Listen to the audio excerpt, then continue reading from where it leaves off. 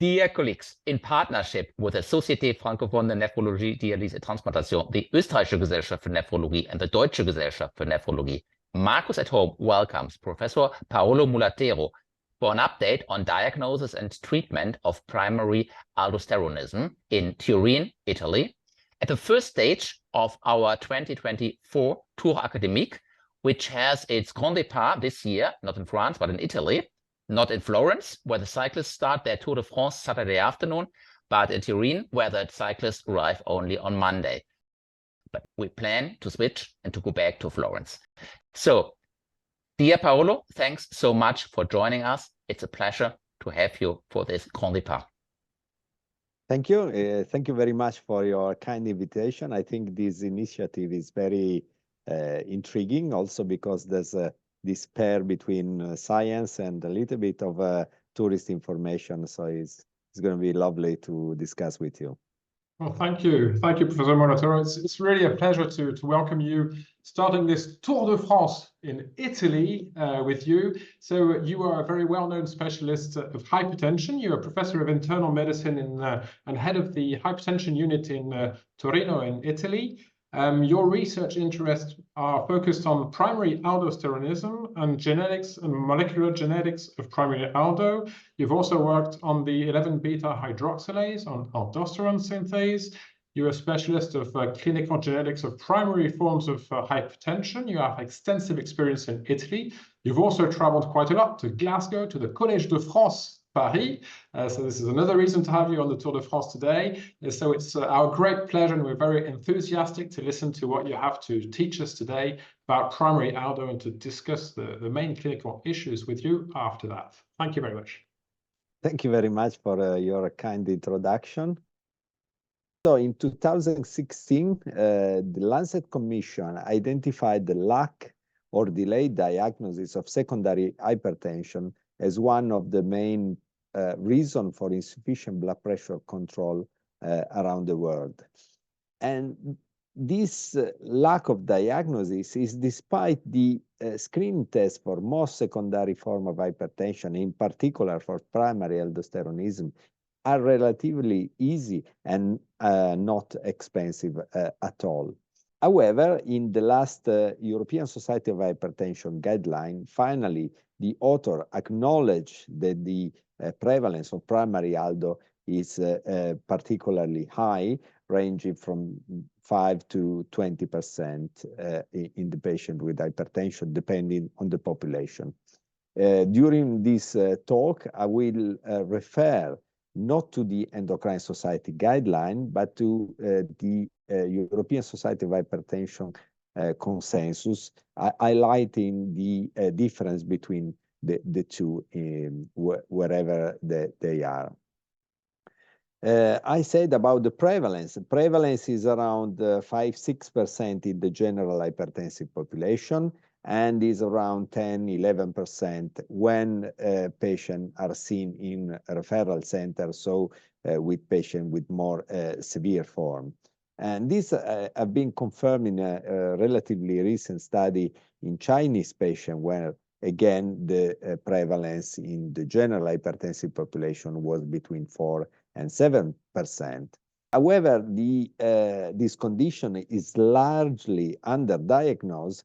You can see here in this study performed with the general practitioner in Italy and in Germany, only around 3 to 4% of the patients have the aldosterone ratio measured at the diagnosis of hypertension.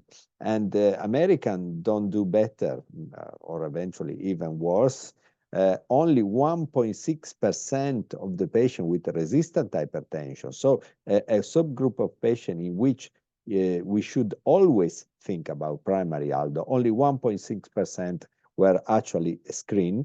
And this attitude was not changed between 2000 and 2017, despite the huge increase in knowledge in this field, and despite the release of so many guidelines of different societies. And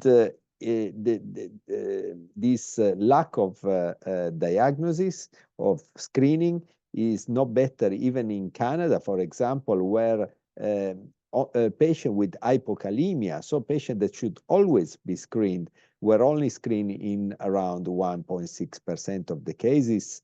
And even when hypokalemia was particularly severe, the percentage of screening increased just a little bit, but not so much.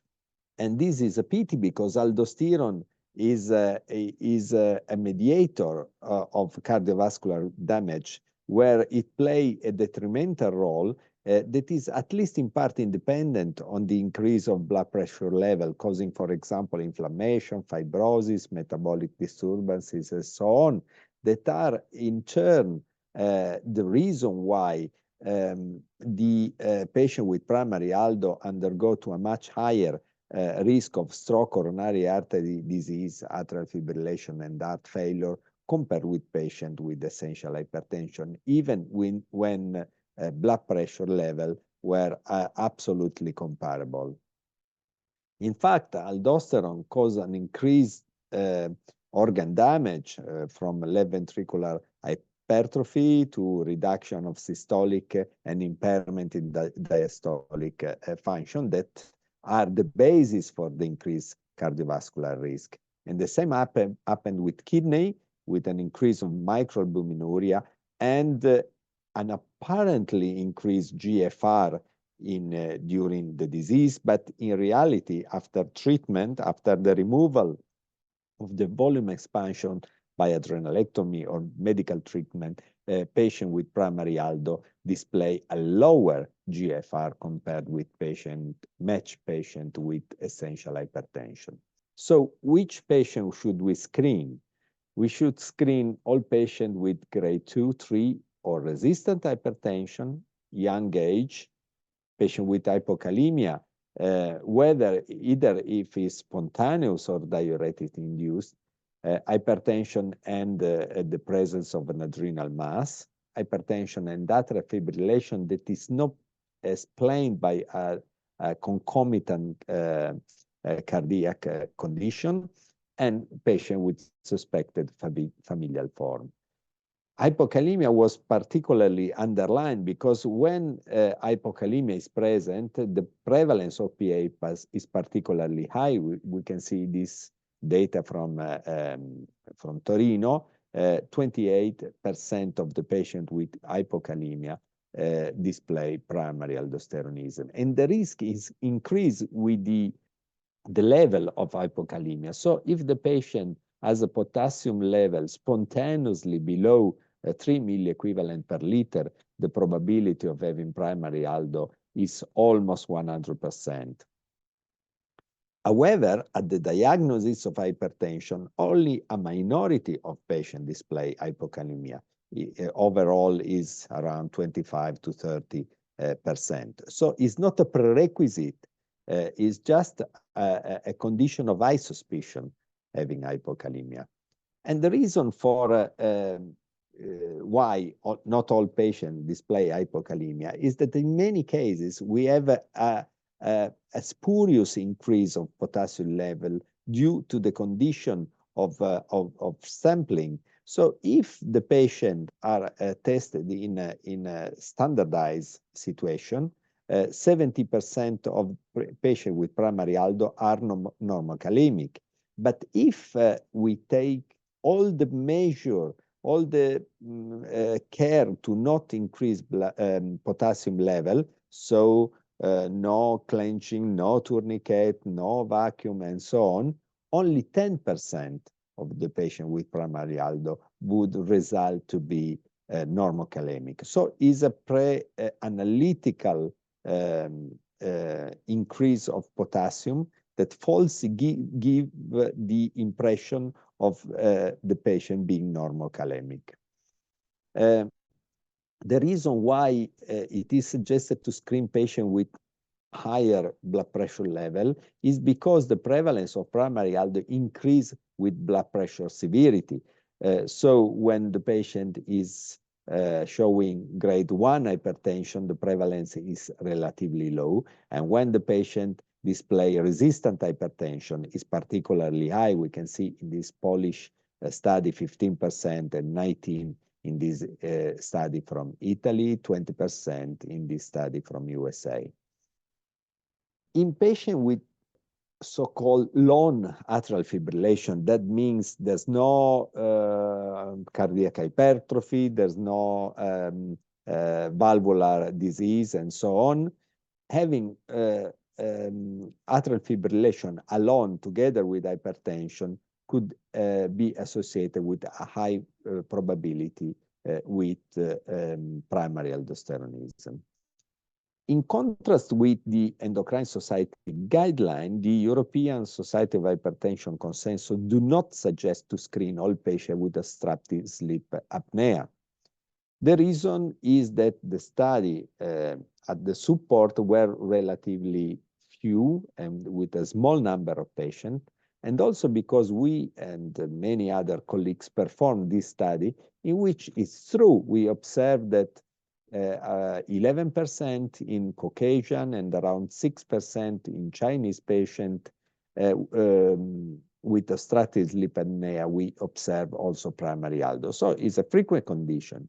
That is true, but most of the patients, if not all, actually only 1.5% of the patients had obstructive sleep apnea alone as a indicator for the screening. In all other conditions, there was either severe hypertension, hypokalemia, adrenal mass. So there was another reason why we should screen for primary aldo. So we think that with this low prevalence in the patient with the OSA alone, it was not enough to suggest the screen in all patients with this condition. We said about the patient with hypertension and adrenal mass. You can see in this recent meta-analysis, the prevalence of PA in this patient is around 4.4%. However, if we take into account only the incidentaloma originated from the adrenal cortex, the prevalence of primary aldo rise to around 12%, at least in this Chinese study. I have to say that especially the Boston group demonstrated that somehow unsuppressed or not completely suppressed level of aldosterone under sodium load was possible to be seen, to be observed in a very high number of patients, arriving to around 20%. So it's difficult at the moment to say that these patients really have primary aldosteronism or just some dysregulation of aldosterone production, and especially what we have to do with this type of patients. Should we treat them with mineralocorticoid receptor antagonist, or should we do something else? At the moment, this needs to be demonstrated. So which screening test should we perform? It is widely accepted that the aldosterone-renin ratio is the preferred test for the screening. There are so many cutoffs.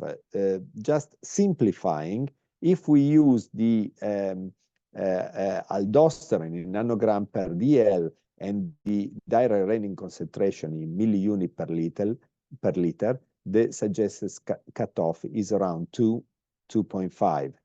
This should be reduced to around 1.6 if aldosterone level are measured in LC-MS, which is the technique of the future, especially for a very high volume and referral laboratory. We should screen theoretically a patient with hypertension at the diagnosis, so when they are not treated. We know from the real life that most of the patients that we see, they are under treatment, and most of the antihypertensive medication interfere with the level of renin and of aldosterone.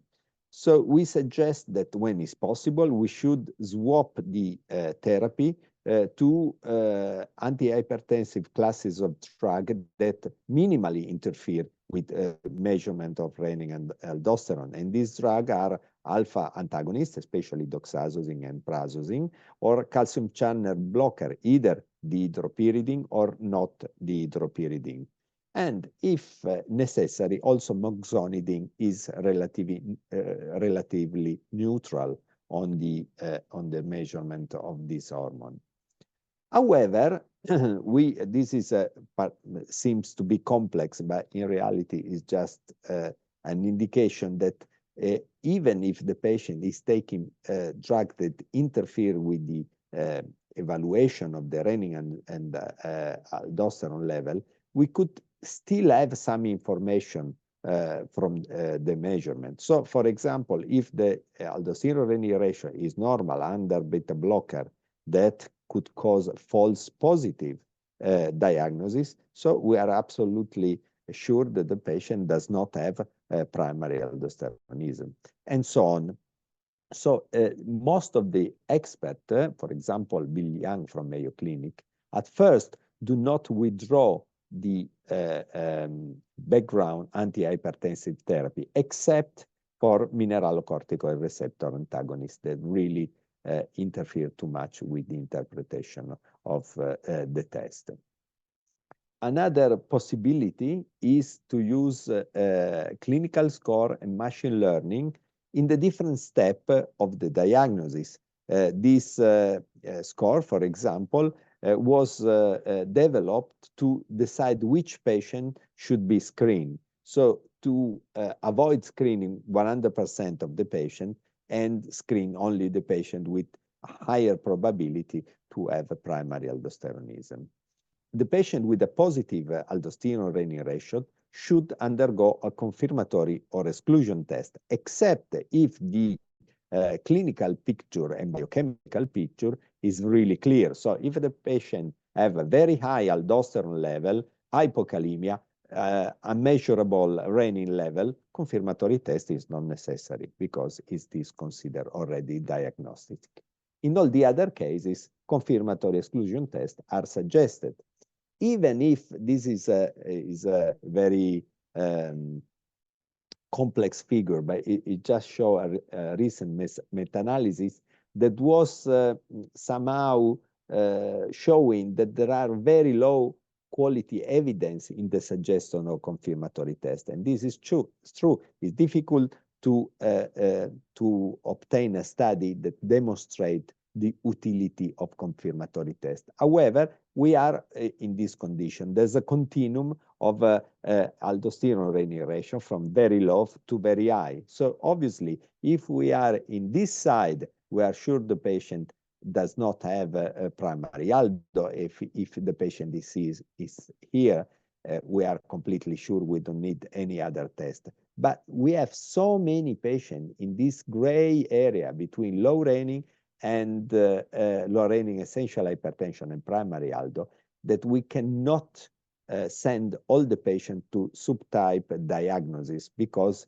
it's too costly and it also require invasive test.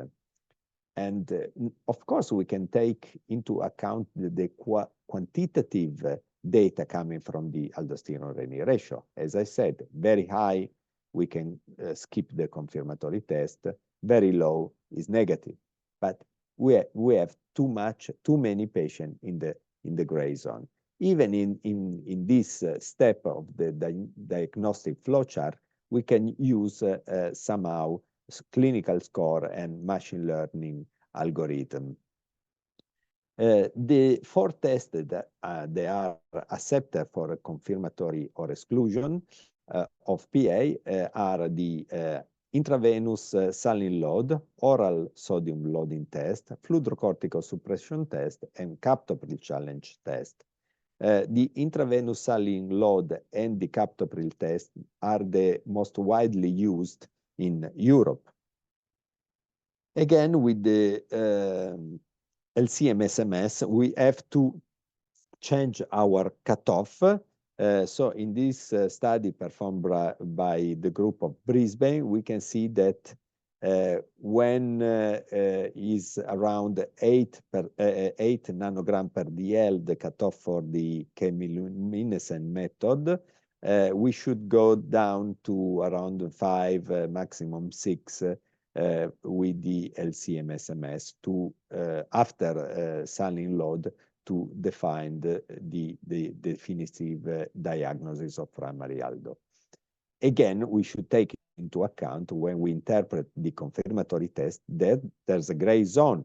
It is impossible to say that the patient is affected by PA when I have 5.1 and is not affected with 4.9. Obviously, we have to take into account the clinical picture and understand also the value and the difficulty of measurement of aldosterone in the clinical ground.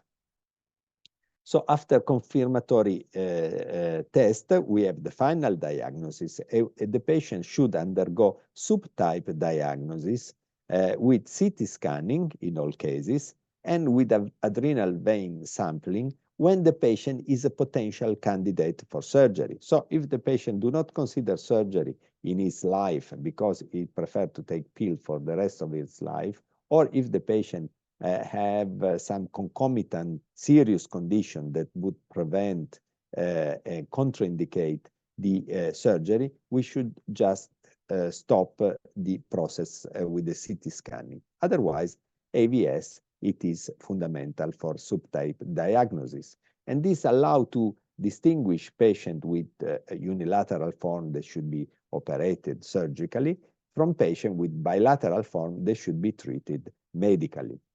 The adrenal vein sampling require a very high quality of interventional radiologist because it's a difficult technique. There are several protocol and several way of interpret the examination. I think is highly specialist, and we can have some discussion if someone is interested later. What I would like to say that if we base the subtype diagnosis on imaging alone, we would have a wrong diagnosis in 38% of the cases. In particular, inappropriate adrenalectomy would be performed in around 15% of the patient with a bilateral disease, or inappropriate exclusion from adrenalectomy in patient with unilateral form in 19% of the cases, and adrenalectomy in the wrong side in around 4% of the cases. And in fact, we can see that a patient operated following surgery displays 6 times more persistence of primary aldo compared with patient diagnosed and operated following the adrenal vein sampling result. Is it possible to avoid AVS? Yes, in some cases. For example, if the patient is very young, the aldosterone production is very high, and at CT scanning, we can see unilateral adenoma more than 1 centimeter on one side and normal adrenal in the contralateral. In these cases, since incidentalomas are really rare in young patients and the phenotype is particularly florid, we can consider this patient to have a solitary unilateral adenoma and send the patient to the surgery directly without AVS. Another possibility is the performance of the PET-CT with metomidate. In this early paper, the sensitivity and specificity was not good enough. However, a recent refining of the technique especially by the British group of Cambridge and London, demonstrated non-inferiority of PET metomidate compared with AVS, with most of the patients diagnosed with both technique concordantly. However, there was some patient diagnosed with one and not the other, and the reverse. The problem with PET, with metomidate PET, is that the tracer requires the presence of the cyclotron nearby the radiology, because the half-life is so short that this tracer cannot be shipped. So it's feasible only in a small minority of the center. And AVS that is already challenging is much more available. Another tracer is the pentixafor, is a tracer that target the chemokine receptor CXCR4. Again, there was a first paper in which sensitivity and specificity were not optimal. However, there was a refining of the technique recently by this Chinese group that published, they managed to obtain 100% specificity with a certain criteria. Despite obviously the sensitivity was suboptimal, especially for the small nodule in which the capture of the tracer was not good enough to show lateralization of the imaging. Again, also in this area, we can use machine learning and score to reduce the number of patients that should be submitted to adrenal vein sampling. Now, after the diagnosis, we should go to the therapy that are, again, surgery or medical treatment. With surgery, if the diagnosis is correctly performed, we have biochemical cure in most of the patient. However, the clinical result is of cure is complete only in around 30 to 40% of the cases, with most of the other display an improvement of blood pressure level and reduction of the number of the drug. And this is due to the fact that in many patients, there's concomitant essential hypertension together with primary aldosteronism. Predictor of cure from hypertension are younger age and shorter duration of hypertension. And this is, again, a stimulation to clinician to screen and test the patient at the beginning of their hypertensive disease. When patients are operated, we can see a reduction of the cardiovascular risk compared with patient with essential hypertension. By contrast, patients that are medically treated, they can be divided into two groups. Patients in which during the treatment, renin is no longer suppressed with a similar risk of patient with essential hypertension, and patient with renin that is still suppressed, meaning that the MR antagonist is not enough to block all the aldosterone effect, in which the cardiovascular risk is still higher than in patient with essential hypertension. We have at the moment two MRAs, spironolactone, which is very potent, is a very good antagonist, but is also an antagonist of an androgen receptor, resulting in erectile dysfunction in male, and also is a progesterone receptor agonist, giving gynecomastia in male and menstrual irregularities in fertile women. Eplerenone is a potential alternative, but is less potent with a short half-life, should be given twice daily, is not available in all countries. We have in the future other MRA coming into the market, ocedurenone, apalerenone, esaxerenone, and finerenone. Only esaxerenone have been tested so far in patients with primary aldo. We also have aldosterone synthase inhibitor coming into the market, lorundrostat, baxdrostat, and dexfadrostat. Only this last one have been tested in patients with primary aldosteronism. And this is the result of the trial that we just published a few weeks ago. It's a phase 2 trial in patients with primary aldosteronism, in which the drug was very effective. We have also familial form. These are very rare conditions. We have 4 familial forms, FH1, 2, 3, 4, and a condition called PASNA that is genetic but not familial, because primary aldo is associated to neurological disturbances, so the condition cannot be transmitted to the daughter and son. very briefly, most of the familial form, including the genetic form PASNA, are due to alteration of the ion in the zona glomerulosa cell, resulting in an increase of calcium entry into the cell, and the calcium stimulate aldosterone production. The only exception is familial hyperaldosteronism type 1, also called GRA, in which aldosterone is produced by an hybrid enzyme under the regulation of ACTH. We should think about a patient with genetic form when we have early onset of primary aldo, less than 20 years. However, we should consider the possibility in patients between 20 and 40 years of age.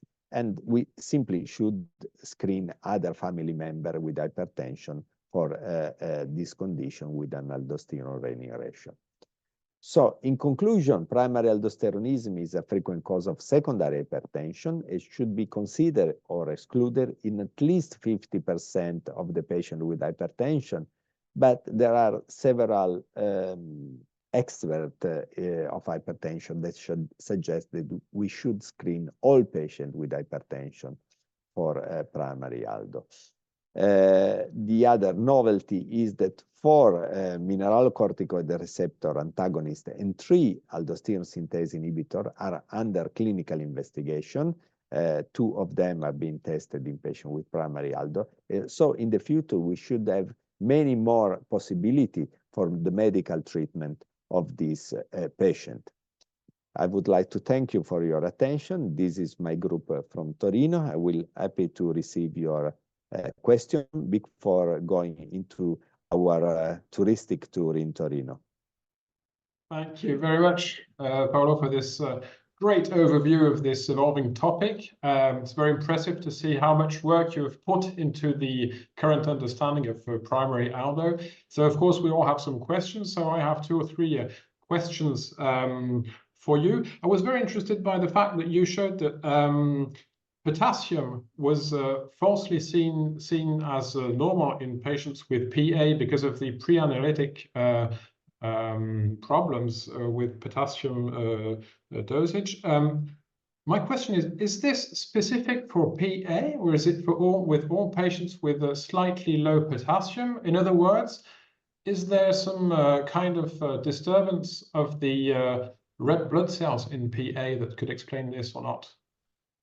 No, is an overestimation of the potassium in our regular clinical practice. If you notice, when you do hemogas analysis for a patient with problem with oxygen, you see that the potassium is always lower than what you measure in the routine in the same patient. This is because we don't put the tourniquet for make the vein being swollen, and also there's not a vacuum under for the blood sampling, and these are 2 maneuvers that falsely increase potassium. So really, we should stop to think to the dogma that all patients with primary aldo should be hypokalemic. It's just a stimulus in changing. So you mean this is not exaggerated in PA? There's nothing specific for PA? No, it's not so much specific of the disease. Okay, thank you very much. There's something in my experience that is quite frequent. It's patients in whom you have a diagnosis of PA based on the screening of hypertension and the etiologic diagnosis, and you put them on spironolactone, and then they have a good effect on blood pressure, and they do not want to go further on in the investigations to do the adrenal vein sampling or to envision surgery because the spironolactone we put works on the patients. This is a problem because you showed very, very well that these patients have cardiovascular consequences of the PA if they're just treated with the MRA and not surgery when they want it. How do you manage these patients who start with spironolactone, who have a good effect on blood pressure and who don't really want to go further? So, don't know if you... Personally, I never put patient under spironolactone until I finish my diagnostic process. If the patient comes to me already under spironolactone and the blood pressure is perfectly controlled, potassium is normal, renin is no longer suppressed, I discuss with the patient that he can have a chance of being cured or dramatically reduce the number of tablets, and so the patient quite often agree to stop and go to the radiologist for AVS and so on, especially if he's a male or if the patient has some side effect. For example, a 65-year-old woman without side effect, perfectly controlled blood pressure, I don't push to withdraw the drug. So if spironolactone or another MRI is working and the result is perfect, so we don't need really to perform the subtype diagnosis or try to do AVS. So it's not compulsory. Okay, this is clear for me. Thank you. Just a practical question. I had the idea that among calcium channel blockers, the DHP calcium channel blockers should have been avoided to do the aldorenin ratio. Is this no longer true? So okay, you can do both DHP and non-DHP. So it is true if you are a purist. So you are absolutely right. This CCB, both DHP and non-DHP, can reduce a little bit aldosterone because, as I mentioned at the end, the aldosterone production is calcium dependent. So if you reduce the calcium entry into the zona glomerulosa cell, you could have a little bit of a reduction of aldosterone level. The hydropyridine also could cause a slight increase in renin level as a reflection of the sympathetic activation secondary to the vasodilation.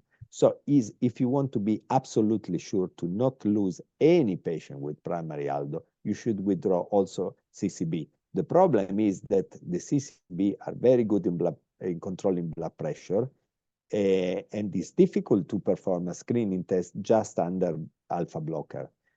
So we have to deal with the problem of blood pressure control. If the patient is at diagnosis or if is not too much severely affected by blood pressure, you can avoid the CCB and just use alpha blocker. So you are absolutely right. You can have some false negative. Okay, thanks for this answer. Maybe a last question, and then I'll let Gunnar and Marcus ask their questions. Just a question on the management of therapeutics in patients with bilateral PA, patients who are not operated on. If they do not tolerate high doses of spironolactone, which are your favorite combination therapies? Do you use amiloride in this context? Do you switch for eplerenone? How do you envision future with the aldosterone synthase inhibitors in this context? What's your current and future management for these patients? Okay, let's start with the current. My favorite second choice when spironolactone is not tolerated is eplerenone. There are two potential problems with eplerenone. First, I cannot reach a dose high enough, especially because it's expensive or because I cannot obtain an effect similar to what I had with spironolactone. So I combine if eplerenone alone is not sufficient, with amiloride. Amiloride is as good as eplerenone or spironolactone in reducing blood pressure and increasing potassium level.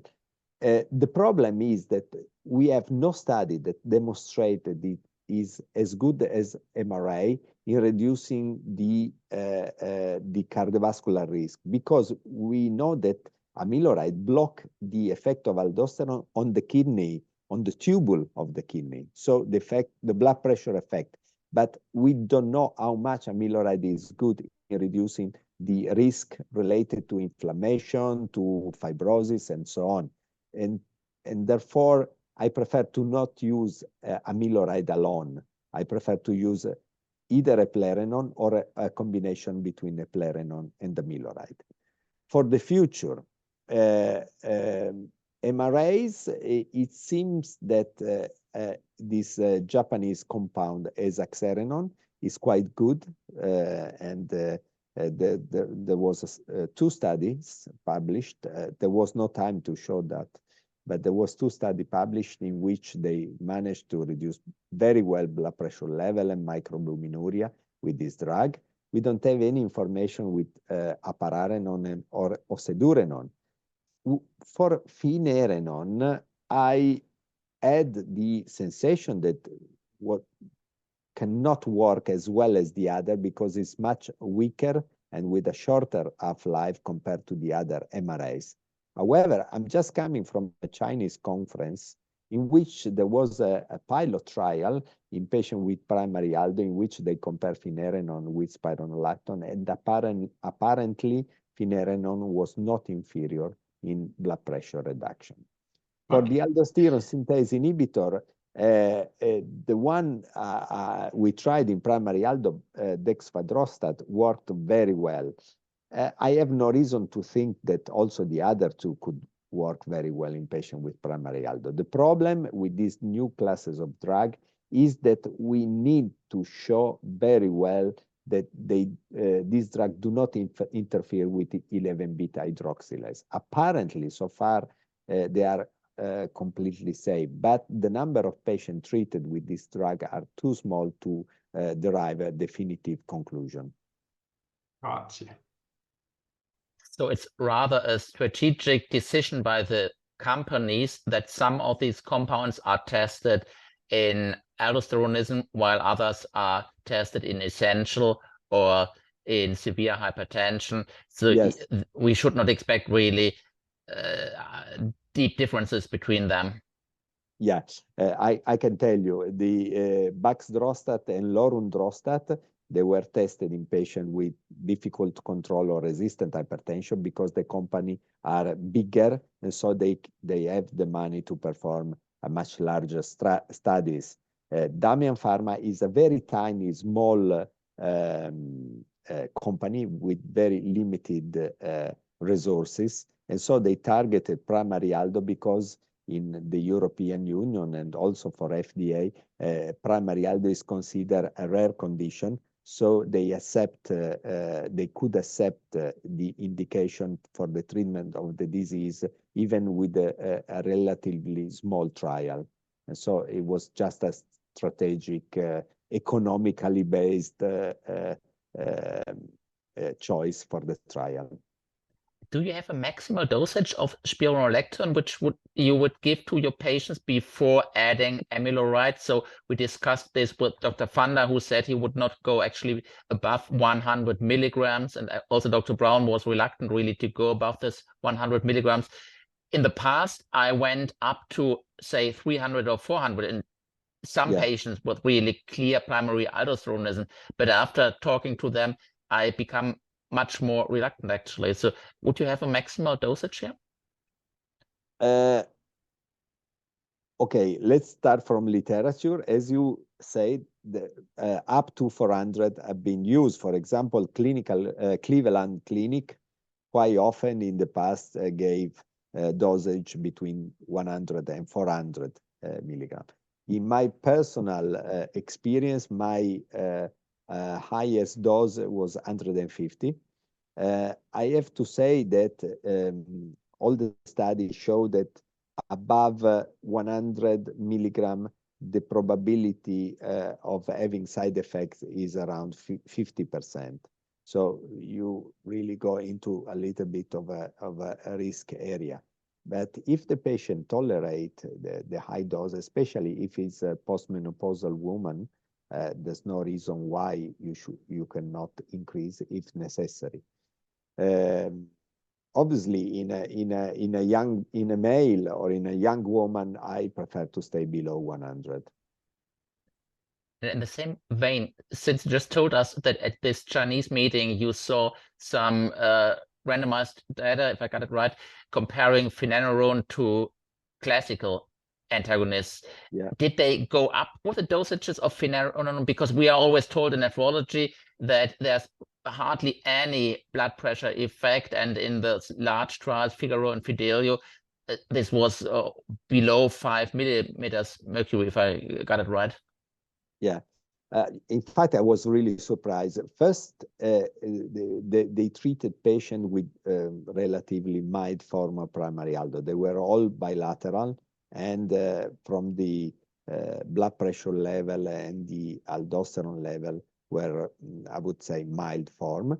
And the dosage was 20 milligram finerenone versus 20 milligram of spironolactone. Okay. Yeah. And Marcus, one last question from my part. So in the last years, I got the impression that many of the people, and I think that's also what Dominic and Marcus see in kidney patients who go to dialysis with hypertensive nephropathy, which we never really understood why some people with hypertension become dialysis dependent, the others become not, that many of these patients actually also have primary aldosteronism. To my best knowledge, there are no good data. There are all these data on cardiac side effects, but few, if any, data on kidney side effects. So would you consider these patients to be particularly at risk for end-stage kidney disease, or is it really rather a cardiac complication which is in the front line? No, a patient with primary aldo also are at risk for end-stage renal disease. Cardiac is more frequent, but I also have several patients who have a severe kidney failure. Only one that went to dialysis, but it is a possible complication too, because there's an increase of inflammation in the glomeruli and fibrosis and so on. It's not just a tubular effect. And there's a huge endothelial dysfunction. So obviously the glomerulus is not very happy with the high aldosterone level.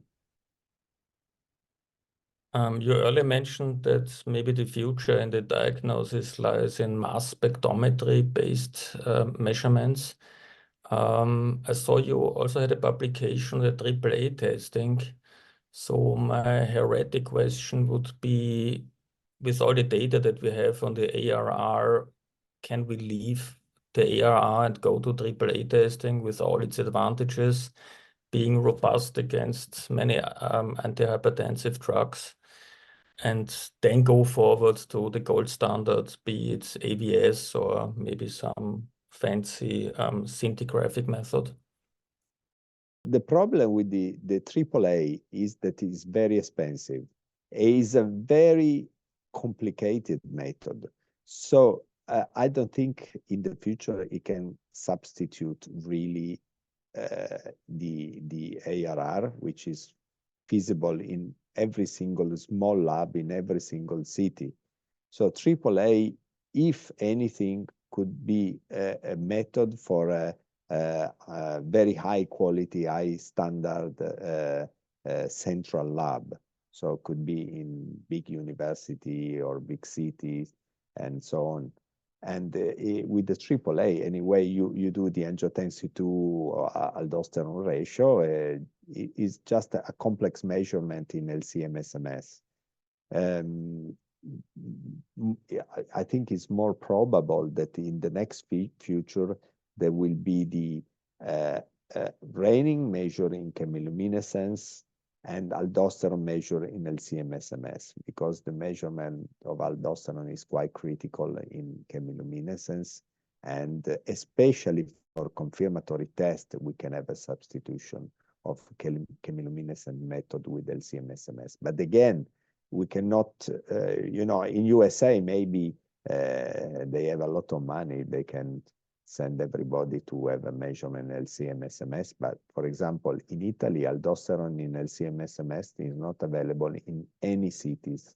And I think maybe in 5 years, there's going to be 5 centers with LC-MS. So it cannot become the routine for all the world. Okay, because we do now the AAA routinely in clinically pre-selected patients. And so we left the ARR, and I think we have very good measurements, but our obstacle is the venous sampling. So the question is, we learned with previous guests, the volume should be in a center about 40 to 50 patients per year. Is this available in Italy so that you have routine centers where you can send the patients to get this gold standard? AVS is available in several cities, not everywhere. For example, in the Northwest is available in Torino, Milano, Verona, Padua, Parma, Roma, Ancona, Florence, Pisa. Is not available in the south of Italy, for example. So from the north to the center is relatively accessible, not in the south of Italy.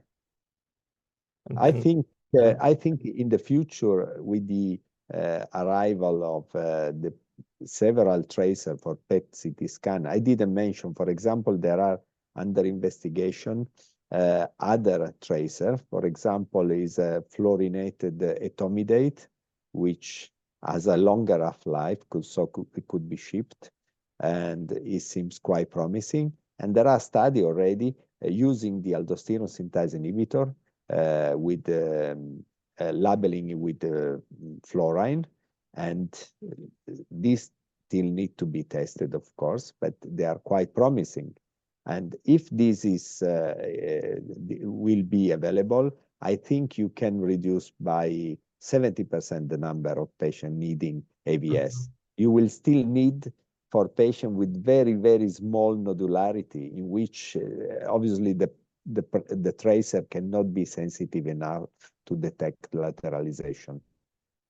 Yes, this would be my personal question, because I have in very few patients very good results with this CXXR4, Pentixer4 tracer, which gave unequivocal fine results. So do you think, because it's not in the guidelines now, there's still this cholesterol, which has too much radiation exposure. So do you think this special chemokine receptor assay, because you mentioned it in this Chinese study, yep, has this a future, or is it the test that you said, which can really reduce the venous sampling? I have no personal experience, so I cannot say anything about my clinical experience. From what I read from other group, it seems that when it's correctly used, at least this Chinese group really told me that for them is very, very good. When there is lateralization, you can skip AVS. And when there is not lateralization, but you believe is a patient which is a good candidate for surgery, they still do AVS. So very good specificity and acceptably good sensitivity for a lesion more than 1 centimeter, not for lesion less than 1 centimeter. So I think it could be maybe not the future, but a good option in the future.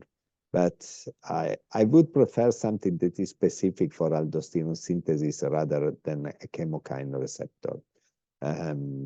I heard about false positive diagnosis in which patients were operated on the basis of 6 years for ligand, and they were not cured for primary aldo. But of course, people tend to not publish this data.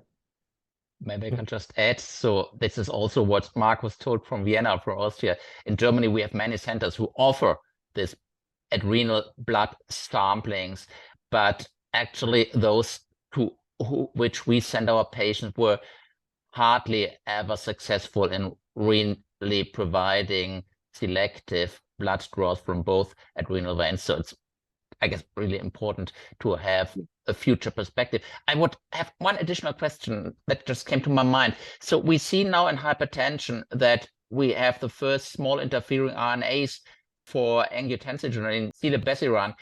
Is anybody considering to design something similar for aldosterone? Surely it's not a protein, for one of the enzymes that are producing aldosterone, or should we just be happy with all the new drugs that are coming to the market, hopefully, This is funny. It's the second time this week people ask me this question.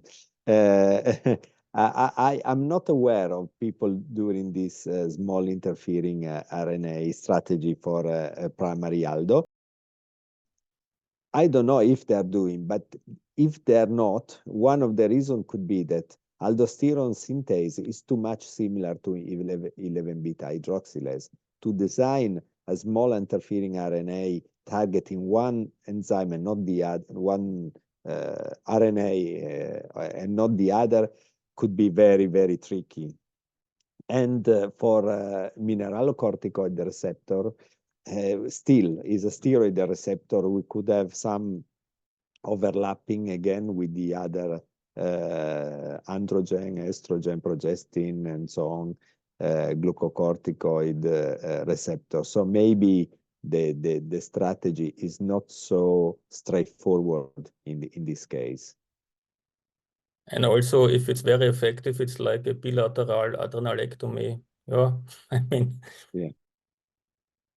Okay, so Paolo, so this is was a great discussion, and as you know, we have the habit to ask our experts to show a bit of touristic information about the place they live in. So, of course, Northern Italy is a very interesting place for all of us, especially for the people living in Germany, Austria, Switzerland, and France. So, could you please give us some information to take us to visit Torino? Yeah, so I really would like to welcome coming in Torino. Is not very well-known city, because when you think about Italy, you think, oh, I go to Florence, Venice, Rome, and Naples, and so Torino is a little bit neglected. And actually, the tourism in Turin flourished after the 2006 Olympic. And I would say that spending 2 or 3 days or even more in Torino could be quite funny. The cuisine is very good. It's well accepted that Turin cuisine, Piemontese cuisine, is highly appreciated around the world. Turin is a city comprised between the Alps, so high mountain, and hills. And so you can, and is on the River Po. It was a Roman city, so you can see some archaeological area.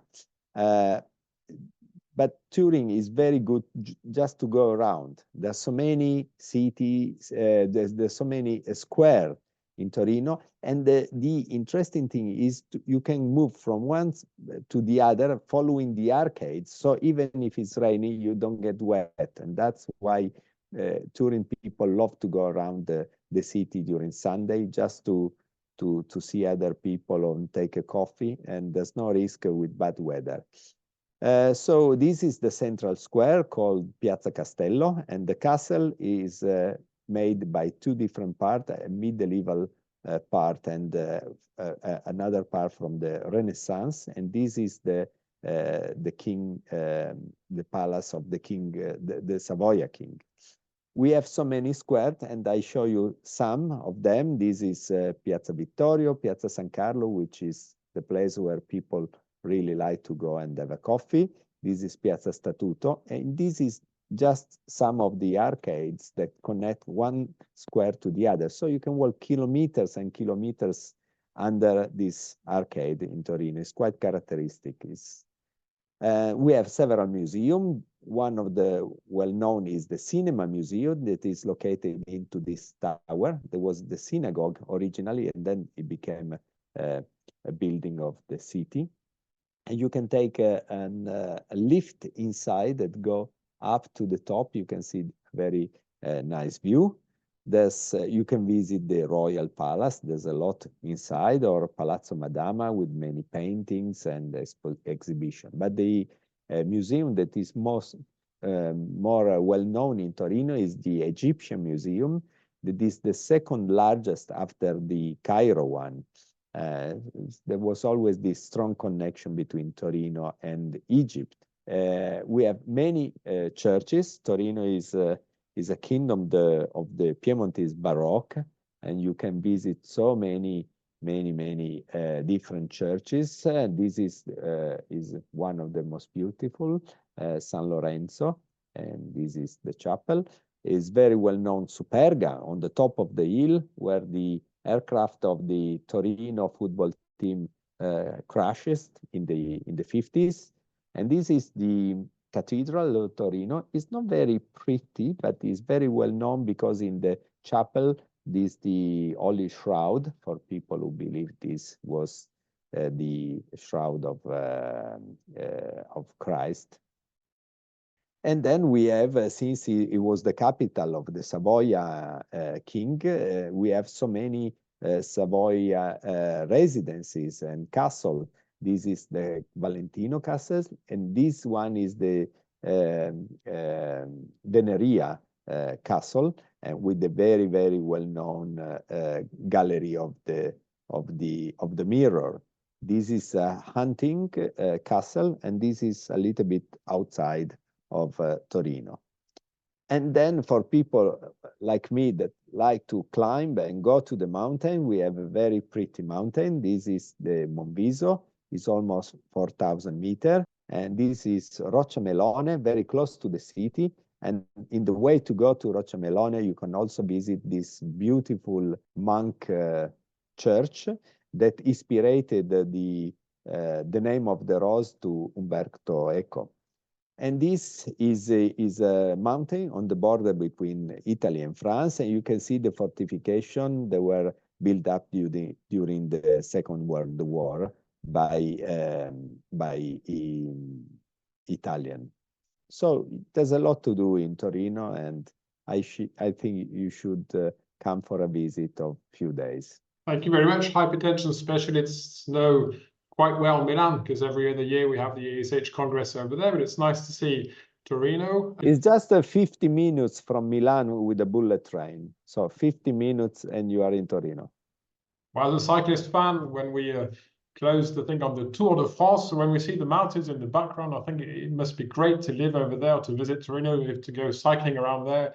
Lovely hills, I suppose, to go around. Well, thank you very much anyway, Paolo. It was a pleasure. Thanks to you for the invitation, and I hope people enjoy our 1 hour conversation.